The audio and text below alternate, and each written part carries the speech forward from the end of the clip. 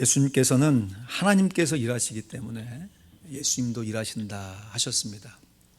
우리 하나님은 오늘도 성실하게 일하고 계심을 믿습니다. 그러면 하나님이 무슨 일을 하실까? 성경 말씀을 쭉 살펴보면 우리 하나님은 한 영혼이라도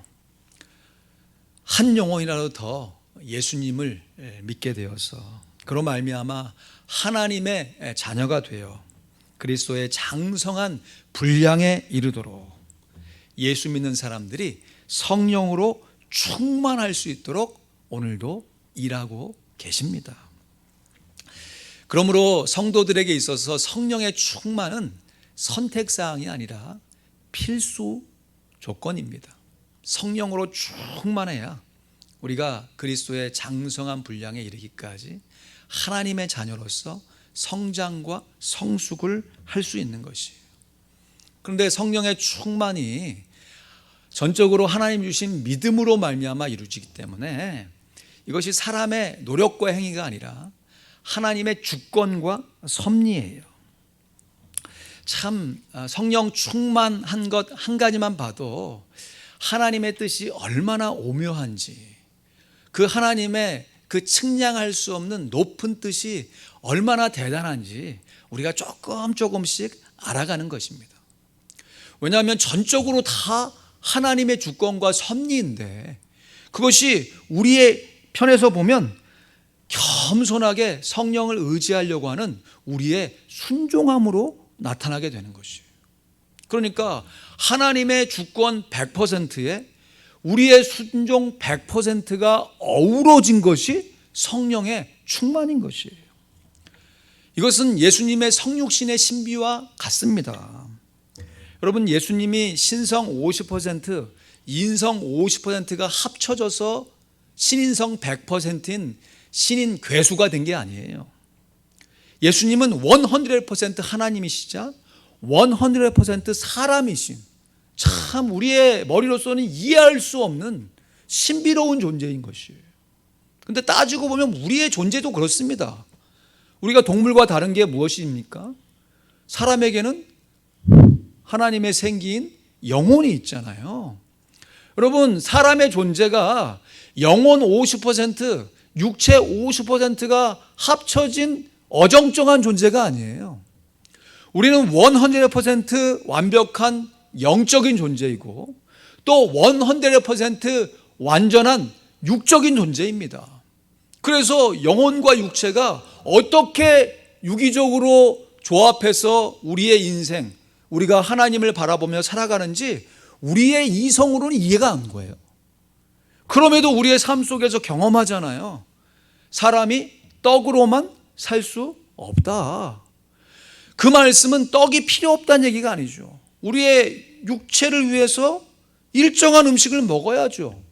그렇지만 육체적인 만족, 생존의 필요가 채워진다고 사람이 온전해지느냐? 그렇지 않다는 것이에요. 반대로 그러면 육체적인 필요는 하나도 채우지 않고 영적인 필요만 채운다고 사람이 완전해지느냐? 그것도 아니라고 하는 것이에요. 영혼과 육체가 함께 100% 예수님의 모습을 닮아가는 것이 바로 성령의 충만인 것이에요. 사실 이러한 신비를 우리가 이 세상 살면서 다 이해할 수 없지만 우리 모두가 각자 처해진 신앙생활의 삶의 여건 속에서 조금이라도 더 알아가는 것이 신앙생활의 묘미인 것이죠. 머리로 이해하는 것도 중요하지만 생활로 체험하는 것이 정말 중요합니다. 그리고 이러한 체험 신앙이 바로 오늘 스가랴서에서 계속해서 증거하고 강조하고 있는, 한번 따라 하실까요? 성전 재건인 것이 하나님의 성전을 다시 지어가는 것입니다. 그 성전의 재건 가운데 오늘 본문 스가랴 4장에서는 성령의 충만의 중요성을 반복해서 강조하고 있는 것입니다. 오늘 본문 스가랴 4장 6절 말씀 우리 한 번 더 같이 읽습니다. 시작. 그가 내게 일러 가로되 여호와께서 스룹바벨에게 하신 말씀이 이러하니라. 만군의 여호와께서 말씀하시되 이는 힘으로 되지 아니하며 능으로 되지 아니하고 오직 나의 신으로 되느니라. 아멘. 이러한 성전 재건이 성령 충만으로 이루어지는 것입니다. 그런데 여기서 우리가 오해해서 하지 말아야 될 것이 있어요. 야, 힘으로 되지 않고 능으로 되지 않아? 그러면 사람의 힘과 능은 필요 없는 거 아니냐. 오직 성령의 능력만 필요한 것이 아니냐. 맞아요. 우리가 성령으로 충만하여서 우리의 성전됨이 재건되어져서 성숙되어 성장하는 과정 가운데 정말 처음부터 끝까지 가장 중요한 요소는 성령의 충만이에요. 그런데 그 성령의 충만을 이루어가면서 정말 어떻게 그것이 이루어지는지 잘 알지 못하지만 우리의 겸손한 순종이 반드시 동반되어야 한다는 것입니다. 여러분, 이것은 이 세상 살아가면서 우리가 경험하는 운동을 배울 때도 동일합니다. 여러분, 제가 이래봬도 운동을 참 못합니다. 웬만한 운동은 잘 못해요. 어릴 때부터 못했어요. 그러다가 왜 나는 운동을 못할까? 운동신경이 없는가? 못하니까 안 하고 안 하니까 더 못하는 거예요. 그래서 안 되겠다 싶어가지고 남들이 안 하는 운동을 내가 배워서 조금 하면 남들은 잘하는 운동 내가 못하지만 그래도 내가 조금 운동한다고 하지 않을까 싶어가지고 제가 한국, 미국 이제 오기 전에 진짜 열심히 새벽잠 줄여가면서 수영을 한 2년 정도 배웠어요. 처음 수영을 배우니까 운동신경이 없는 사람은 수영을 배우니까 이거 꼬르륵이죠. 안 되는 거예요. 근데 계속 반복하다 보니까 혹시 수영 배우시고 싶은 분 있으면 제가 무료로 가르쳐 드릴 수 있습니다. 물론 그 과정 가운데 물은 좀 드셔야 돼요. 처음에 수영 배울 때는요, 누구나 다 마찬가지예요. 처음 수영을 하나도 못하는 사람이 처음 수영을 배우면 자기 힘으로 수영하려고 해요. 자기 힘으로. 그리고 물에 딱 빠져서 발 닿는 데까지는 그래도 안심이 되는데 발이 끝에서 조금 안 닿는다, 꼴딱꼴딱 한다, 요 정도 되면 불안하기 시작해가지고 더 힘을 꽉 주는 것이에요. 그러면서 초짜들 이렇게 보면요, 수영 좀 배워가지고 좀 수영한다 이제 막 배운 사람들 보면 주변에 막 물을 얼마나 튀기는지 몰라요. 그냥 막 갈 때 막 자기 딴에는 빨리 간다고 하는 거죠. 근데 조금 수영을 한다는 사람 입장에서 보면 자기 힘으로 하기 때문에 물이 튀기는 것이에요. 근데 신기하고 놀랍습니다. 이게 반복되어지고 연습되어지잖아요. 그러면 수영을 할 때 여유가 생겨요. 내가 물에 빠져도 죽지 않는다는 확신도 있고요. 마음 가운데 이제 나도 어느 정도 수영을 한다 하는 안정감과 더불어 나도 모르게, 이게 머리로 되는 게 아니에요. 몸이 가는 거거든요. 그렇게 가면서 나도 모르게 팔을 젓는데 옛날 같으면 내 힘으로 막 져서 갈 텐데 이제는 그냥 팔을 내 힘으로 젓죠. 그렇지만 내 힘으로 가는 게 아니라 이 수영의 원리로 가는 것이에요. 그러니까 물이 안 튀어져요. 그리고 신기한 것은 멀리 가도 안 지칩니다. 처음 수영하시는 분 여기서 저기까지 한번 가라고 하면 막 정신없이 갔다가 그다음에 다 걸으면 호흡도 안 되죠. 막 운동도 열심히 했죠. 그러니까 막 얼마나 거치게 숨을 내뱉습니까? 자기 힘으로 했으니까. 근데 어느 정도 익숙한 분이 수영을 하면 그 먼 거리를 왔다 갔다 했는데도 이건 지치는 게 아니라 오히려 더 힘이 나는 것 같아. 그렇지 않아요? 여러분, 이게 수영뿐만 아니라 여러분이 배우시는 모든 운동이 다 동일합니다. 뭘 빼야 돼요? 힘을 빼야죠. 자기 힘 빼는데 3년이라고 그러잖아요. 그래서 예수님이 제자 훈련을 3년 하신 게 아닌가 이런 생각도 좀 들기도 해요. 자기 힘 빼는데 3년이 걸리는 거예요. 나는 힘을 뺀다 라고 하는데 평소에 훈련할 때는 힘 빼는데 실전 가면 힘이 들어가는 것이죠. 이거 아직 연습이 덜 된 거죠. 그래서 정말 잘하는 고수한테 계속 배워야 할 것이 무엇이냐, 어떤 스킬, 어떤 요령도 배워야지만 그 고수의 겸손한 자세를 배워야 되는 거예요. 일반적으로 이렇게 하수들은요, 주변 사람들에게 눈치 보느라고 뭐 정신이 없어요. 뭐 나도 잘 못하니까. 근데 이게 조금 연습이 붙어가지고 조금 한다 싶은 중수가 되면요, 하수들을 얼마나 하찮게 보는지 몰라요. 그때 조심해야 돼요. 나도 지금 자라가는 과정 가운데 있다 해서 자기 스스로를 겸손하게 낮출 수 있어야 되는데, 이제 이 중수에서 갈리는 거죠. 남을 비난하고 정죄하는 상수로 갈 거냐, 남을 도와주고 협력 이끌어주는 상수로 갈 것이냐. 요게 이제 중수에서 결정이 나는데, 요 두 갈래 길에서 그냥 발을 헛디뎌 가지고 남을 비난하고 정죄하는 상수로 가잖아요. 야, 참 잘 치는 건 맞아, 잘하는 건 맞아. 그러나 그 사람과 함께 하려고 하지 않아요. 오히려 그 운동을 많이 할수록 배우려고 하는 사람이 없어지는 것이. 근데 겸손하게 자기를 낮춰서 다른 사람을 돕는 상수로 가게 되면요, 자기도 잘할 뿐만 아니라 다른 사람을 잘 도와줄 수 있는 사람으로 성장해 가는 것이. 그리고 이것이 어느 순간 열심히 연습한 것, 그 운동의 원리가 깨달아지고 몸에 잘 태득돼서 진짜 고수가 되잖아요. 그러면 내가 당신 가르쳐 줄게 얘기할 필요도 없어요. 알아서 와서 배우는 거예요. 알아서 와서. 이러한 성령에 충만한 사람이 되는 과정 속에서 처음에 자기 힘이 들어가는 것 당연하죠. 그러나 이 힘을 어떻게 뺄 것인가? 여러분, 우리의 신앙생활의 과정도 비슷하지 않아요? 처음 예수 믿을 때는 뭐가 뭔지 어떻게 알아요? 교회가 뭔지, 성경이 뭔지. 근데 어느 정도 신앙생활을 하게 되면 저 사람이 저렇게 신앙생활 하는구나, 말씀이 이렇게 얘기하는구나 라는 정도 어느 자기 생각이 딱 되면서, 그렇지 못한 사람에 대해서 정죄하기 시작하면요, 이거 참 곤란해집니다. 나의 옛 모습을 기억하면서 겸손하게 섬김의 자리에 서게 되면 그러한 순종으로 말미암아 성령 충만함이 내 개인에게도 도움이 될 뿐만 아니라 우리가 함께 살아가는 식구들과 성도들에게 큰 유익함이 되어지는 것이에요. 이러한 모습을 오늘 본문 말씀에서는 두 감람나무 또 순금 등대의 비유로 우리에게 교훈해주고 있는 것이에요. 오늘 본문은 스가랴 선지자가 보았던 8가지 환상들 중에서 이 5번째 환상을 이야기하고 있는데요. 먼저 순금 등대의 환상을 보면 2절 말씀 보실까요? 스가랴가 본 등대를 이렇게 묘사합니다. 그가 내게 묻되 내가 무엇을 보느냐?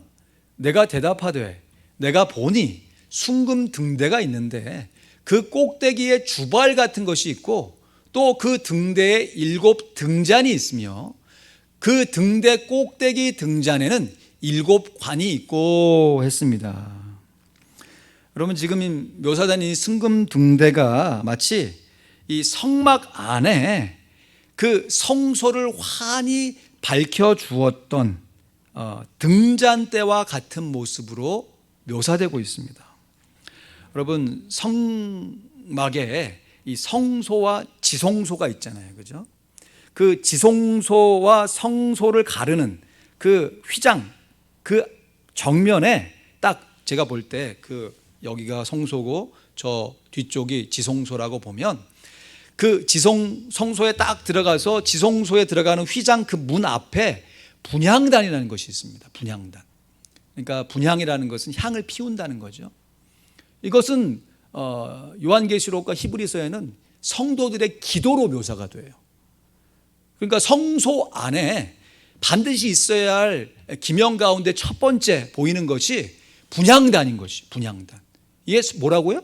성도의 기도의 기도.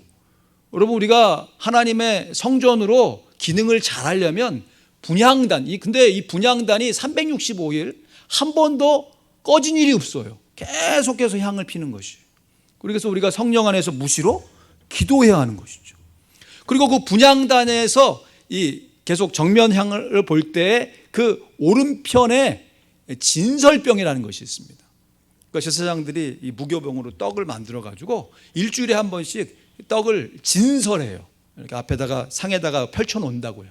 그리고 일주일마다 그것을 옛 것을 물리고 새 것으로 갈아서 그 떡이 항상 성소 안에 있을 수 있도록 한다고요. 그러면 상식적으로 이것은 뭘 상징하겠습니까? 하나님의 말씀을 상징하죠. 그래서 성전 안에서 성도들의 기도, 그리고 하나님의 말씀으로 거룩해져 가는 것이. 그래서 오늘도 딤전 사오죠.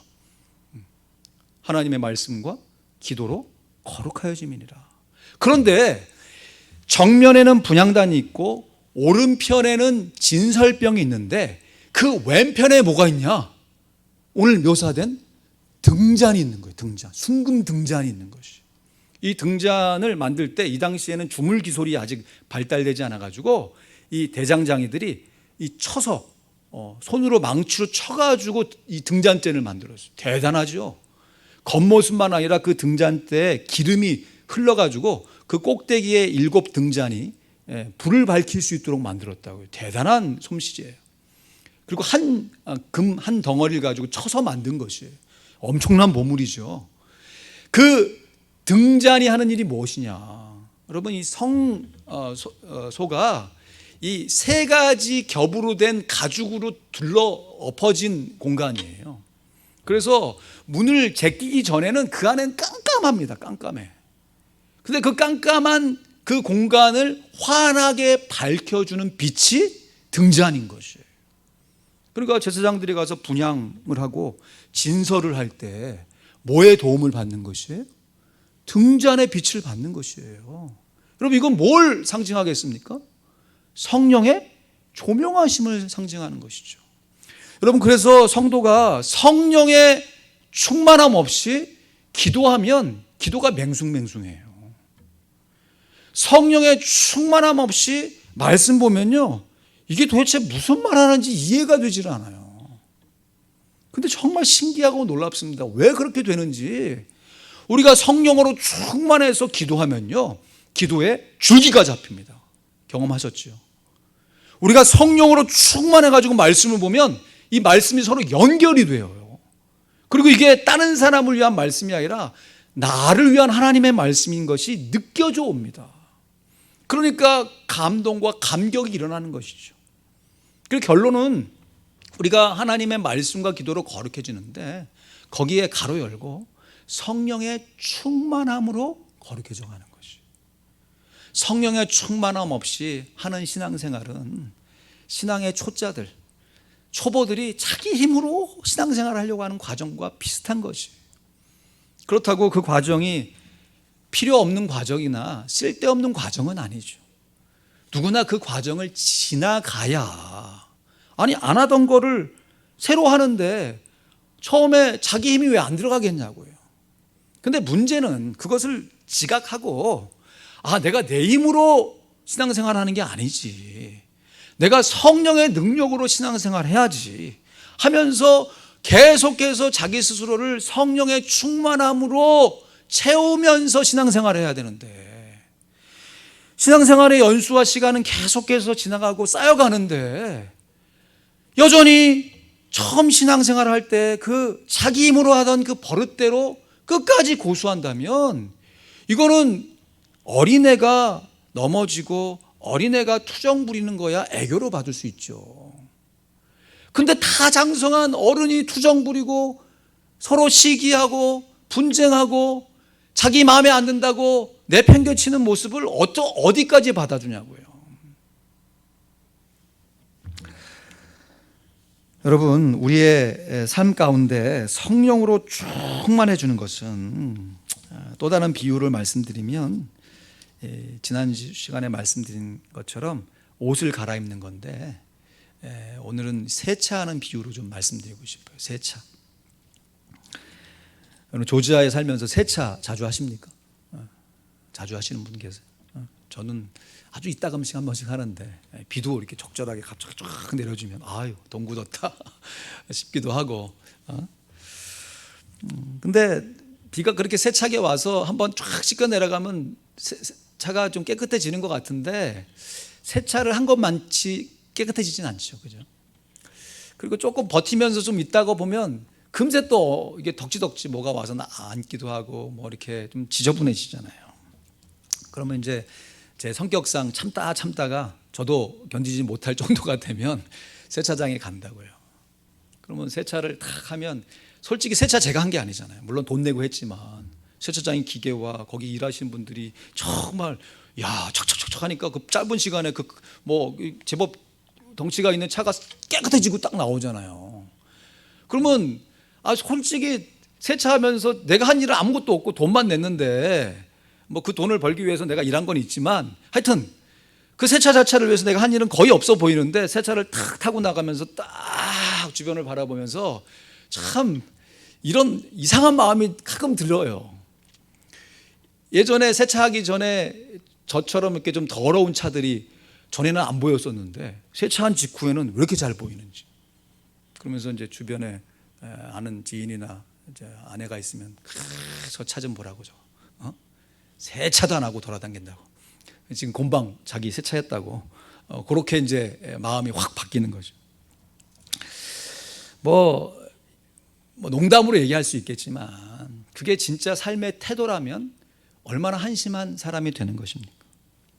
세차 전에 자신의 모습은 인정하지 않고 이제 세차했다고 다른 사람을 이렇게 판단하고 이렇게 좀 우습게 보는. 여러분 퀴즈 하나 드릴게요. 넌센스 퀴즈 아니고 진짜 퀴즈예요. 이 세상의 차 중에서 가장 깨끗한 차가 어떤 차죠? 넌센스 퀴즈 말고 진짜 깨끗한 차. 세차가 깨끗하죠. 그게 이제 그 넌센스고 세차가 그건 넌센스로 정답이고 진짜의 정답은 소방차예요. 소방차. 여러분 이 세상에 가장 깨끗한 차는 세차가 되어 있는 깨끗한 차는 소방차예요. 저는 소방차가 물론 이제 불을 끄거나 위급 상황에서 어떤 일을 처리하면서 뭐 좀 이렇게 더러워질 수는 있겠지만 출동하는 소방차가 더러운 차는 한 번도 못 봤어요. 여러분 보신 적 있으세요? 소방차가 뭐 불을 끄고 오면서는 더러워질 수 있겠죠. 근데 불을 끌어가는 소방차가 더러운 차는 제가 한 번도 못 봤다니까요. 왜냐하면 평소에 소방차는 세차를 해놓잖아요. 한국에 제가 이제 초등학교 때인가 소방차 견학을 한번 간 것 같은데 기록이 어스름합니다. 거기에 이제 위에 뭐 이제 뭐 학급 같으면 교훈 뭐 이렇게 해갖고 써놓잖아요. 크게 거기에 닦고 조이고 기름치자 요 구절이 이렇게 써 있는 거 제가 본 것 같아요. 그럼 평소에 닦는 거죠. 평소에 조여놓는 것이에요. 평소에 기름쳐 놓는 것입니다. 그러니까 그 위급한 상황 가운데 출발을 해도 깨끗하고 정돈된 모습으로 나아갈 수 있는 것이죠. 여러분 우리가 위급한 상황을 만났을 때 성령으로 충만해질 걸 간구하는 것 지혜로운 일입니다. 근데 정말 지혜로운 일은 위급한 상황이 없을 때 평소에 성령으로 충만하는 것이 진짜인 것이.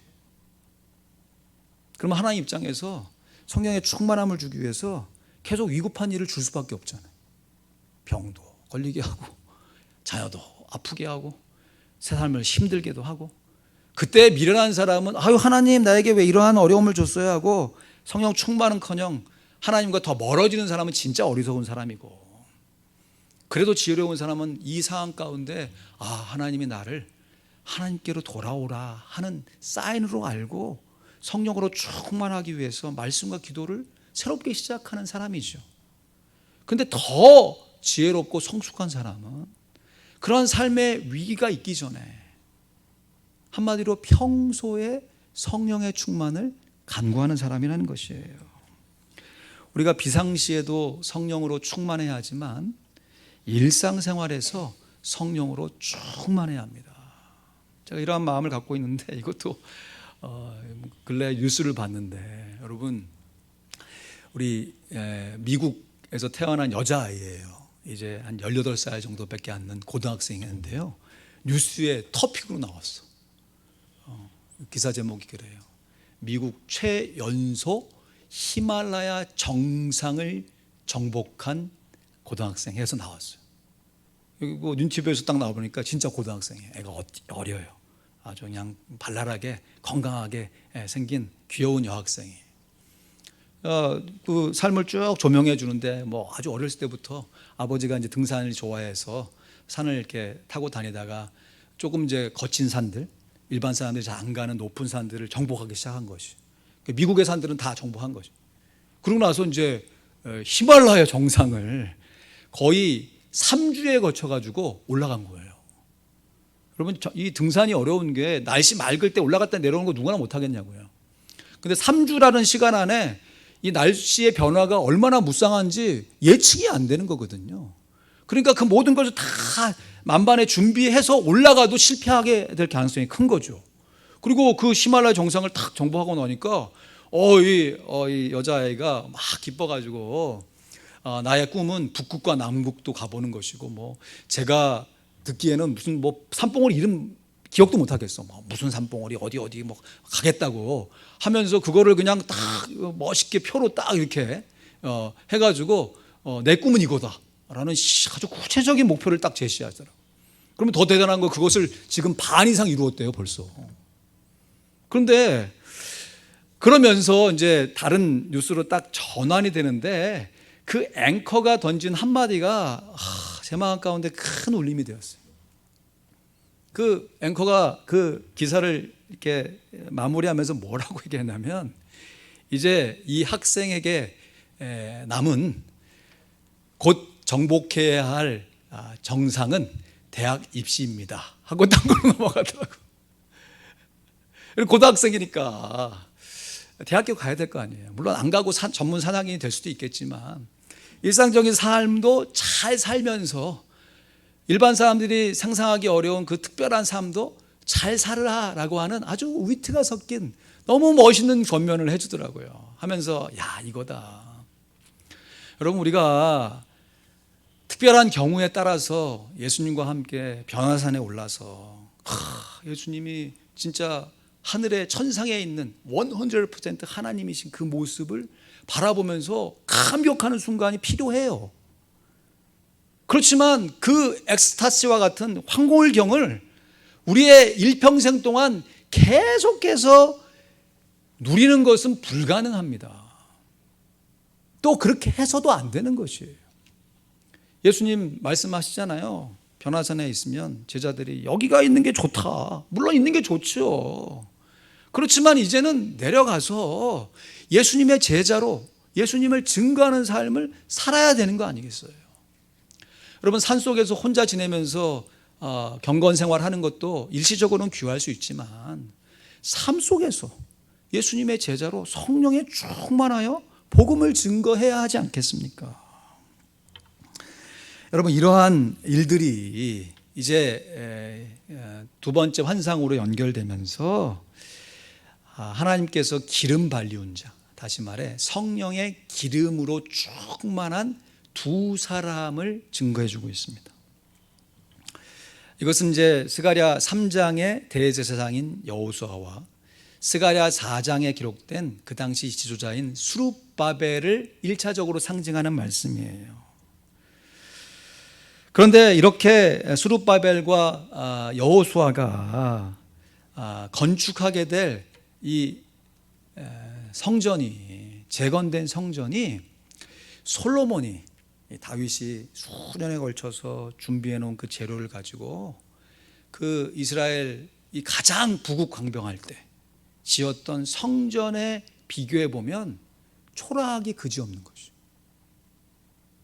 아니, 지금 성령으로 충만해 가지고 선지자 스가랴와 대제사장 여호수아와 지도자인 스룹바벨이 함께 힘을 합해서 이 당시에 이 기름 부음 받은 삼중직, 메시아의 삼중직 되는 사람이 정말 하나가 되어서 일으켜낸 성전의 모양이 인간적으로 보면 솔로몬이 지은 성전에 비해서 초라하기 그지없는 것이죠. 그래서 인간적으로 판단해 보면, 야, 고작 요구하려고 이렇게 한마디로 호들갑을 떨고 있는 거야 라고 하는 생각이 들 정도라는 것이. 그래서 오늘 보면 10절 말씀에 보면요, 인간적인 눈으로 볼 때 이 성전 재건이 작은 일로 보일 수 있다라고 말씀하고 있는 것입니다. 스가랴 4장 10절 말씀에 같이 읽습니다. 시작. 작은 일의 날이라고 멸시하는 자가 누구냐? 이 일곱은 온 세상에 두루 행하는 여호와의 눈이라 다림줄이 스룹바벨의 손에 있음을 보고 기뻐하리라. 아멘. 성전의 재건이 사람들의 인간적인 관점으로 보면 작은 일처럼 보일 수 있어요.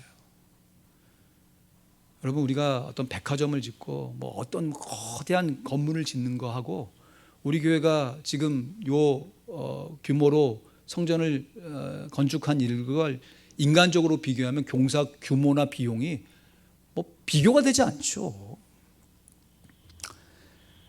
여러분, 한 사람의 개인이 성령으로 충만해가지고 성령의 인도하심을 받아가지고 예수님의 모습을 닮아가서 성전이 재건되어지는 모습을 보면 그 개인에게는 큰 의미로 다가올 수 있지만 그것을 객관적으로 바라보는 사람의 입장에서는 아이고 뭐 애쓰고 있구나, 뭐 신앙생활 그래도 나름대로 어렵지만 열심히 하고 있네 라고 쉽게 평가해 볼 수도 있다라고 하는 것이에요.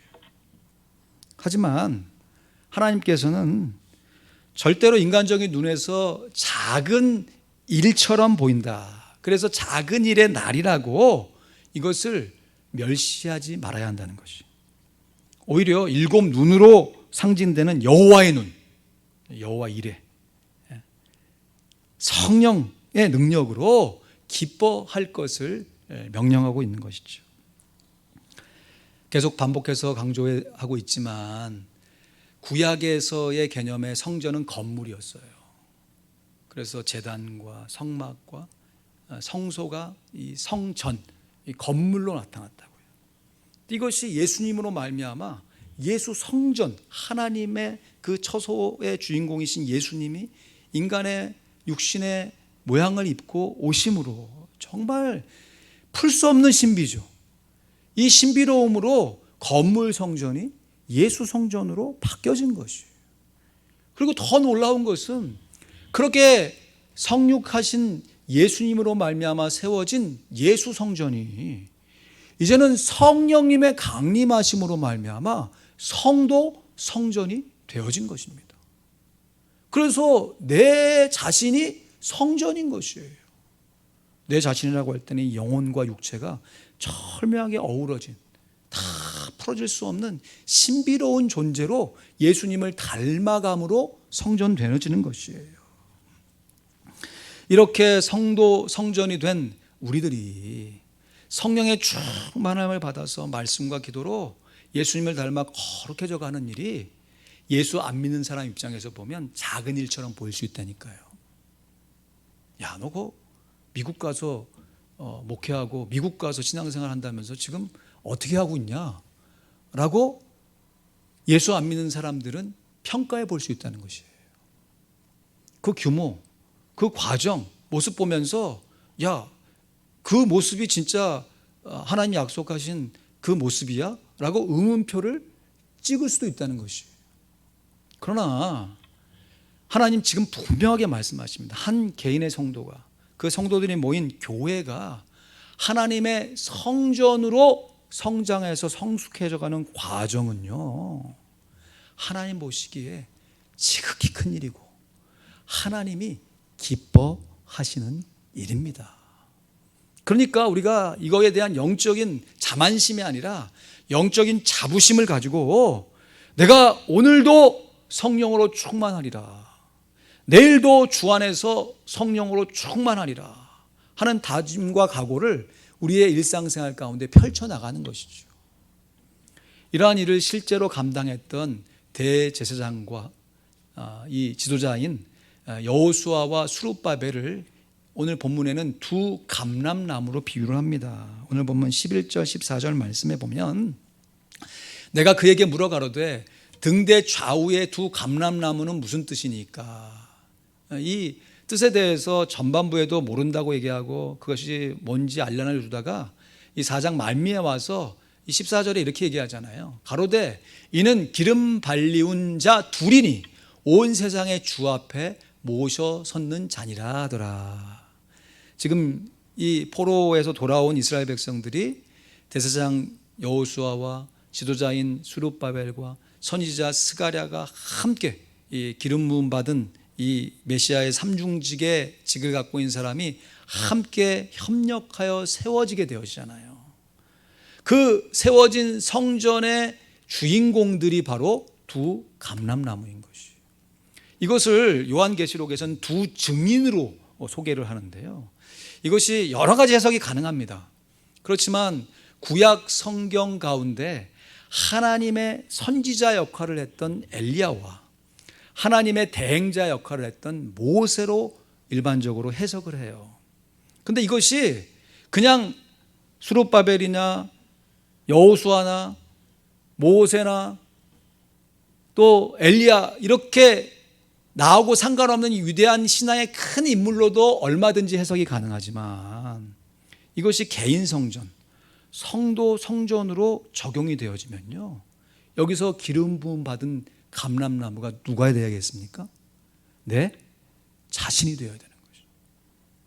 내가 오늘도 하나님 앞에서 기름 발리운 자로 서야 하는 것이, 성령의 기름으로 충만해서 하나님 앞에 서 나가게 되면 그 규모와 과정 속에서 인간적으로 볼 땐 초라해 볼 수도 있고 험난해 본 과정이 있을 줄 할지라도 하나님 보실 때는 기뻐하는 일이고, 그 일을 통해서 우리가 예수 성전됨을 따라갈 수 있는 것입니다. 그러므로 한 사람의 성도가 성전으로 변화되는 것은 인간적인 눈으로 보면 작은 일처럼 보여도 하나님의 눈으로 보면 결코 작은 일이 아닌 것이에요. 그래서 한 영혼이 뭐보다 귀하다고 그럽니까? 온 천하보다 귀하다라고 말씀하시잖아요.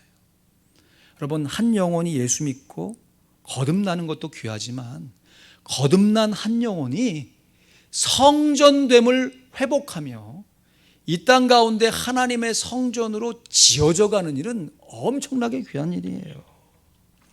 그 과정 속에 어려움이 있어요. 훈련에 고된 과정이 있다고 해요. 그래도 그 모든 환경적인 어려움, 내적인 어려움들이 하나님의 능력으로, 성령의 능력으로 다 해결될 것임을 약속하십니다.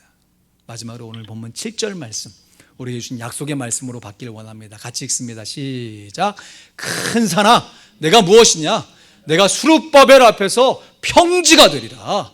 그가 머릿돌을 내어놓을 때 무리가 외치기를 은총 은총이 그에게 있을지어다 하리라 하셨고, 아멘. 큰 산이라고 하는 것은 진짜 산이 비록 험하여도 물리적인 산도 되지만 비유적으로 우리가 올라가야 할, 거쳐가야 할, 정복해야 할 역경인 것이죠.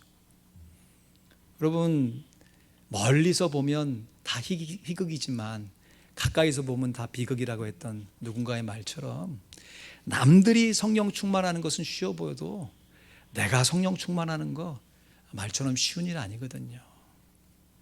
잘하는 고수들이 운동하는 모습 보면 이야, 잘한다, 어떻게 저렇게 할 수 있을까 하지만 내가 막상 그 필드에 들어가서 해보면 또 달라지거든요. 그런데 그 과정 속에서 분명히 어려움이 있어요. 누구나 다 당하는 어려움이고 나도 거쳐야 할 어려움이에요. 그러나 그 큰 산이 하나님께서 뭐라고 말씀하시면 그까짓 것이 무엇이냐? 네가 스룹바벨 앞에서 하나님의 기름 발리운 자 앞에서 평지가 될 것이다.